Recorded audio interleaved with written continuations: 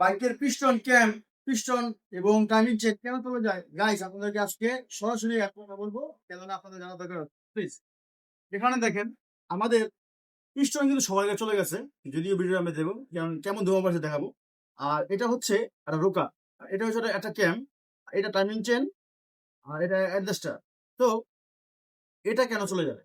যখন দেখবেন আপনার বাইকের হেডে মোবিলটা কম উঠবে, ইঞ্জিন অয়েলটা কম উঠবে, তখন কিন্তু পিছনের জন্য সমস্যা, টাইমিং চেনের জন্য সমস্যা, ক্যামেরার জন্য সমস্যা এবং রোকারের জন্য সমস্যা। কেন হবে?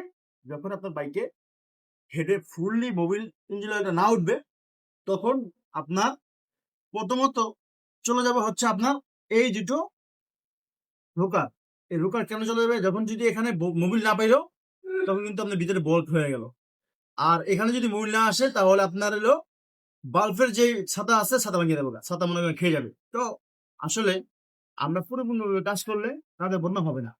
আমরা যে এই কাজটা করলাম, এই কাজটা অনেক দূর থেকে করছে ভাইয়া আমার বোন, উনি আমার কাছে নিয়ে আসছে। এই কাজ করার পর আমি দেখলাম এত অধরা আর কি আপনার সেন্সার দিয়ে ধোয়া বেরিয়েছে, মনে হয়েছে ভিতরে মোবিল নেই। আসলে কিন্তু মোবিল অনেক অনেক ছিল, মোবিল ছিল অনেক, দুদিন পরে মোবিল ঢুকেছে আবার, কিন্তু মোবিল ছিল পরিপূর্ণ, তারপরেও বাইকটা নষ্ট হয়ে গেছে। তো আশা আশা করি আমরা যারা কাজ করব, অবশ্যই সকলের কাজ করব পরিপূর্ণভাবে চেষ্টা করবো।